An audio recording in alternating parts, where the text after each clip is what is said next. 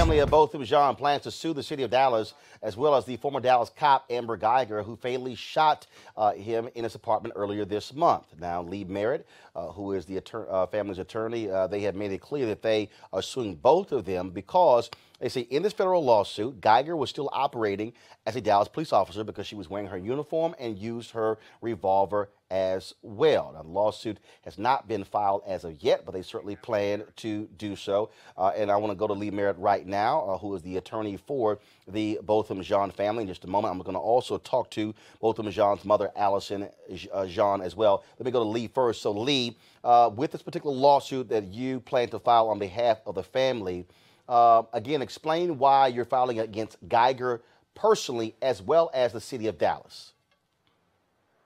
Well, the truth is, when Guyger entered Botham's apartment, she was operating under the color of state authority.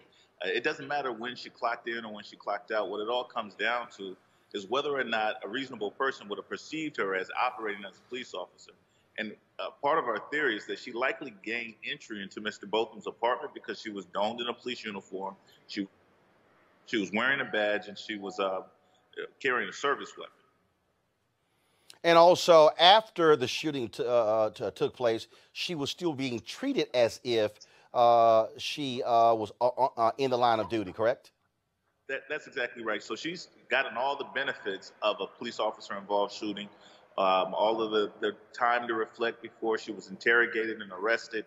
She's benefited tremendously from her position as a police officer. Well, the city should also be held accountable for its role in retaining that officer, in poorly training that officer, and in its role in facilitating a culture, quite frankly, in terms of their policies and procedures, where it's all right to shoot an unarmed black man. And we know that that's happened in the city of Dallas repeatedly, and that there's been no significant policy changes in order to prevent that. And so the city is going to have to be held accountable as well. And when do you plan to file this lawsuit? The truth is, we will likely wait until the grand jury has returned an indictment for murder or an indictment period. We're putting first things first. So as we run our concurrent investigation, we're turning over information to the district attorney's office so they can present a full case before the grand jury. But once that process is complete, we will likely move forward with our lawsuit. Okay, Lee Merritt, we certainly appreciate it. Thank you so very much.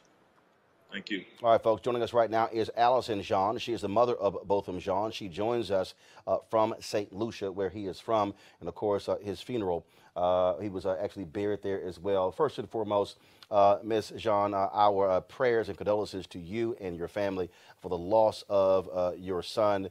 By all accounts, he was certainly a tremendous individual, and it is sad that at 26 you had to bury your son. Yes, thank you. First and foremost, how did you, who reached out to you to let you know what happened to your son? And just describe for us what took place and how you discovered what Amber Guyger had done to your son. Yeah, well, I was in New York City with my daughter. She lives in Brooklyn. And just about 12:40, 12:40 a.m., she received a telephone call from someone who said that they were a social worker at the Baylor Medical Center. And they indicated that my son was shot and killed. At the time, we didn't know exactly where he was shot. So all sorts of things came through my mind, wondering whether it was a burglar, whether he was robbed, or whether he was hit by a stray bullet, or whether he was in bad company, because I knew he was never in bad company, but all sorts of things flashed my mind. So that is the point. That is when I got to know. But it was soon after someone from the police department telephoned my daughter again and said the same thing, that he was shot and he didn't make it. And just maybe about half an hour later, I got a message on Facebook Messenger from somebody else. And so I got 3 confirmations. And that is at the third point, the third message, that I understood that he was shot right in his apartment. Were you now? We've seen a photo that was taken of your son as well as Amber Guyger. To your knowledge, did they know each other? Did they talk? Did they see one another? Just did you have any information or any knowledge that Amber Guyger knew your son?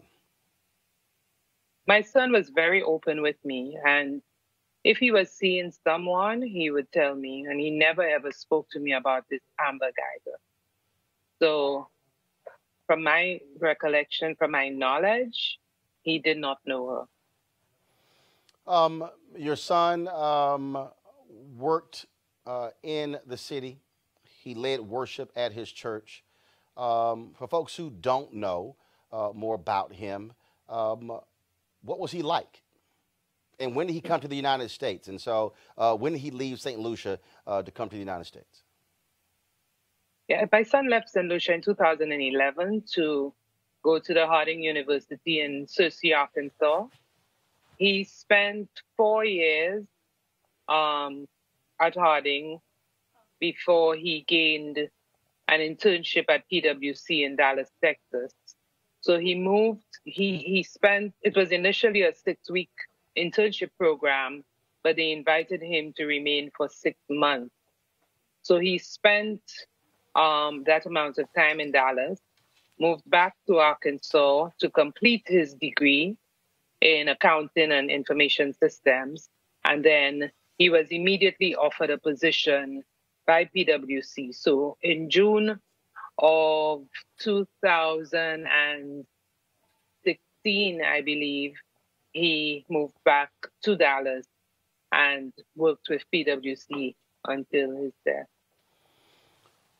What kind of child was he growing up? Well, like all of the children, he was very active. He was a very active boy, but very determined. I never had to nudge him to study for exams or anything like that. He always had a plan all laid out.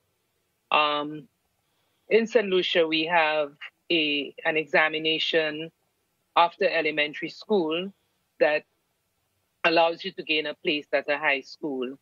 And out of over 5,000 students, he was 23rd. So he went into what we know as the top high school on the island, and he spent 5 years there before moving on to a 6th and 7th, or what we call, I think, 12th or 13th grade. And after that, he worked for 2 years before going to university. He was always very, he was a planner. He always spoke about failing to plan is planning to fail. He was very active in his church, in the church in St. Lucia where we attended. He also brought, when he went to Harding University, he brought students on several consecutive years while at Harding to do charity work on our island. So he visited a center for delinquent boys. He also visited the orphanage. He helped in the community. He loved singing, so he would just go to people's homes, people who he felt needed comforting. He would go with a group and sing with them.